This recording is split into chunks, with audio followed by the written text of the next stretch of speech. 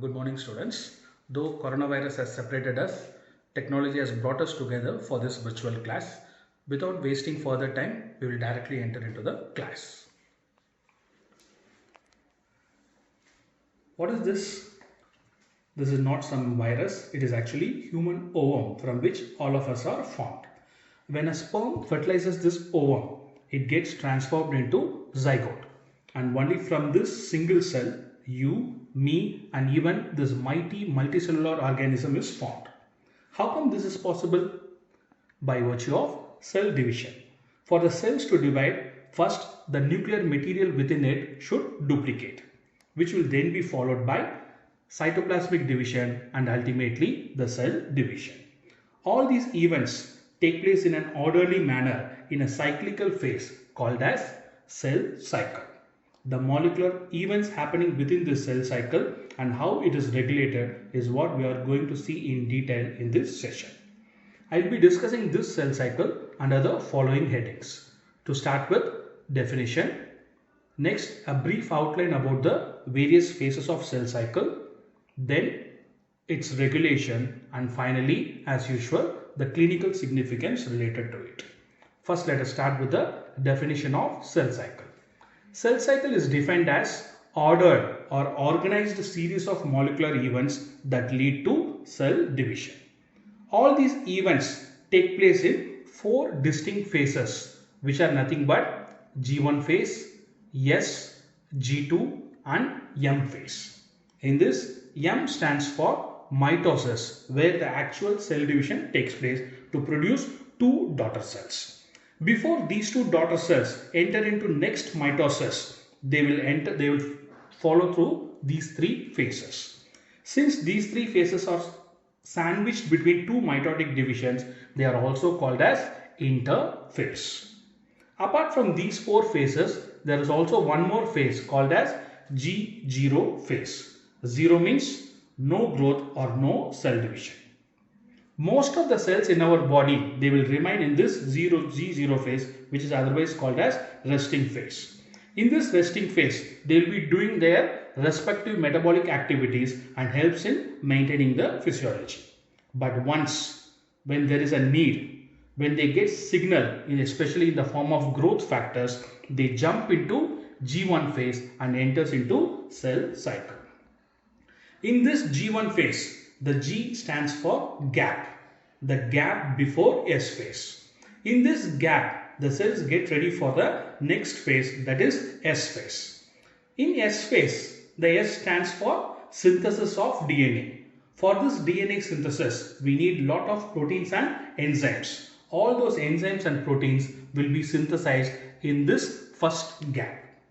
Apart from this, whenever there is some damage in DNA or some error in DNA, that will also be identified and rectified and repaired in this phase, so that none of the error should go to the next generation of cells.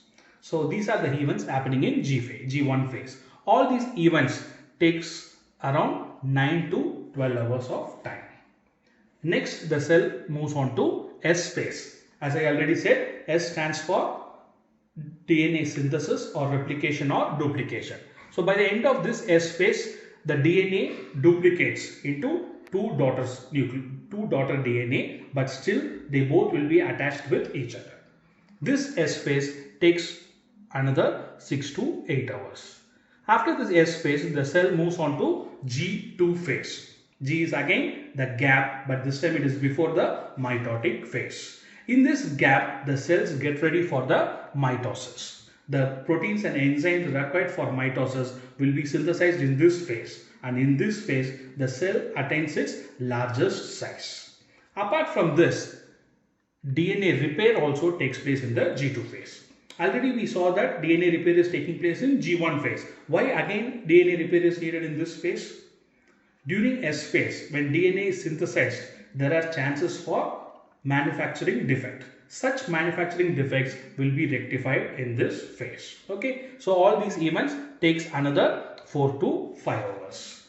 Now the cell moves to the final phase, the M phase, which is the major phase and the mitotic phase. Though DNA is duplicated in S phase, it actually separates into two daughter DNA only in this phase, which will be followed by cytoplasmic division and ultimately cell division. All these events takes place in four distinct subphases, which are nothing but prophase, metaphase, anaphase and telophase. Though there are four different subphases, actually this is the shortest phase of the cell cycle, which takes another 1 hour. That's it about the various phases of cell cycle. These things you might have already studied in your 12th standard, but what is more important is how all these events are regulated. Suppose if it is not regulated properly, what will happen? It leads to unregulated or uncontrolled cell division, which is nothing but cancer. So understanding this regulation will help you to understand the pathogenesis of various cancers and the basis of treatment modalities in these cancers. So please listen carefully. Cell cycle regulation. In routine biochemical pathways, we will have rate limiting enzymes which are controlled and regulated. But here we don't have enzymes. Instead, we call them as checkpoints. There are multiple checkpoints across the pathway of cell cycle. All these checkpoints are controlled and regulated by cyclins and cyclin dependent kinases. We have various cyclins produced at various phases of cell cycle, and they are designated as cyclin A, B, D, E, etc. And similarly, we also have various cyclin dependent kinases which are designated as 1, 2, 4, 5, 6, etc. These cyclins and CDKs, they are just like switches and machines. Whenever there is a need for progressing the cell cycle, appropriate cyclins will be produced in the appropriate phase of the cell cycle. That means the switches are made on. Once the switches are on, what will happen to the machine? They will start functioning. Similar way, the cyclins will bind and activate the CDKs, and the CDKs will start its function. What is the function of any kinase? It is phosphorylation. Yes, these CDKs will also phosphorylate the respective substrates and leads to the progression of cell cycle.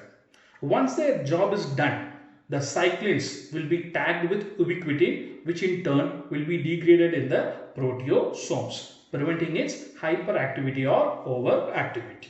Got it? Yes. Now we will see about the various checkpoints of cell cycle. So that we have many checkpoints, one at G1 phase, at G1S transition, at S phase, at G2M transition, and final one at M phase. Now we will see the role of various cyclins and CDKs at these checkpoints. So whenever the cell enters into G1 phase, that means whenever there is a need for cell division or cell cycle, cyclin D will be produced. This cyclin D in turn will bind and activate CDK4 and CDK6. These CDK4 and CDK6 in turn phosphorylates a respective substrates and results in the progression of G1 phase. Okay, so once the events in the G1 phase are completed, another cyclin E will be produced. This cyclin E in turn will bind and activate CDK2 and helps in the transition of cell from G1 to S phase. It helps the cells to enter into second phase, which is nothing but S phase. Once the cell has entered into the second phase, cyclin E will be destroyed.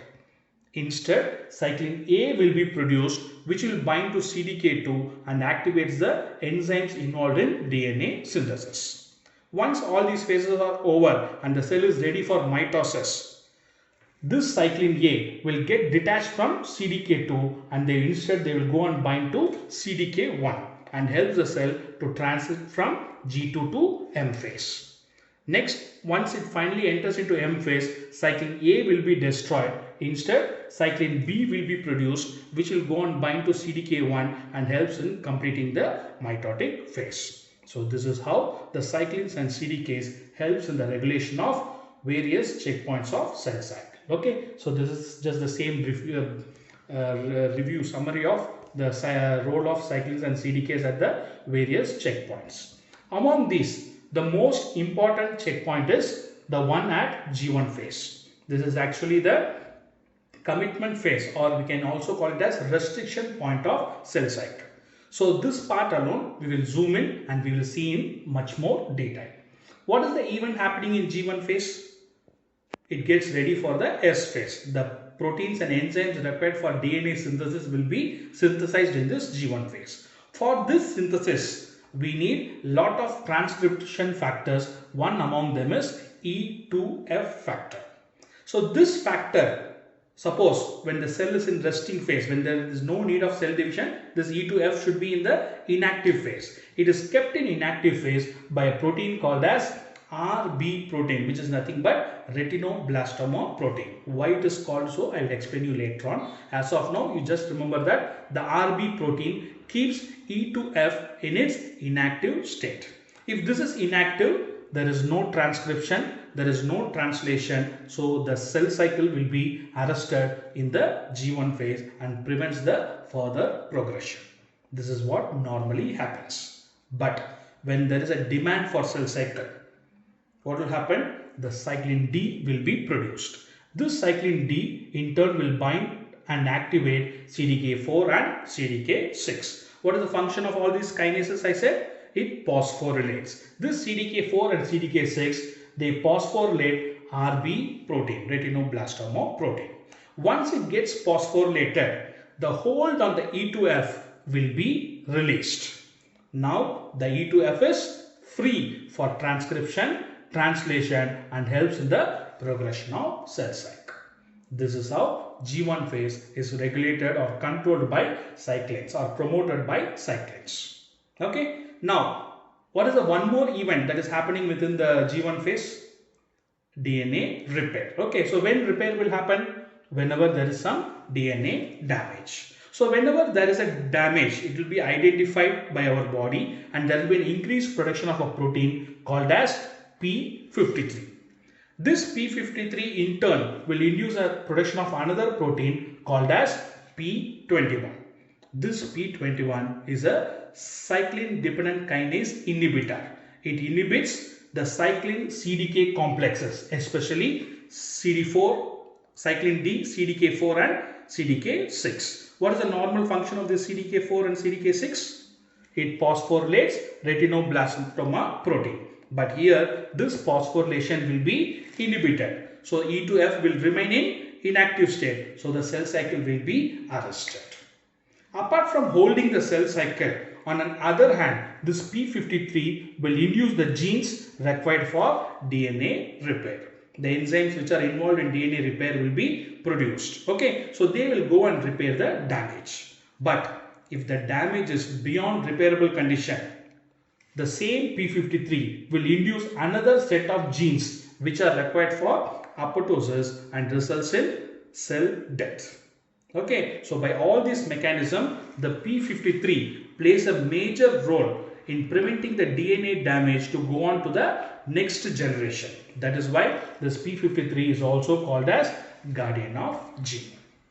Okay, so this is how cell cycle is regulated at G1 phase. Got it? So that's it about regulation. So next we will move on to the last part, clinical significance. As I already said, if the cell cycle is not regulated properly, it leads to cancer. Yes. So far we have seen many factors which promote the cell cycle, like growth factors, cyclins, CDKs, etc. So the gene which produces all these positive modulators are called as proto-oncogenes. Similarly, we also saw few proteins which inhibit the cell cycle, like retinoblastoma protein, P53, etc. So these proteins which inhibit the cell cycle, the gene producing these proteins are called as anti-oncogenes or tumor suppressor gene. Whenever there is a mutation in proto-oncogene, they will get converted to oncogene and there will be increased production of all these positive factors. On the other hand, whenever there is a mutation in anti-oncogene, there will be decreased production of retinoblastoma and P53 protein, all ultimately leading to increased risk of cancer. Got it? I can give you a few examples also. So this is the defect, the mutation in cyclin D has been found in many B-cell lymphoma patients. Similarly, mutation in RB protein is seen in a condition called as retinoblastoma. That's why the name of the protein also we call it as retinoblastoma protein. Okay, so that's it for today. So the next class we'll come up with a new video. Thank you.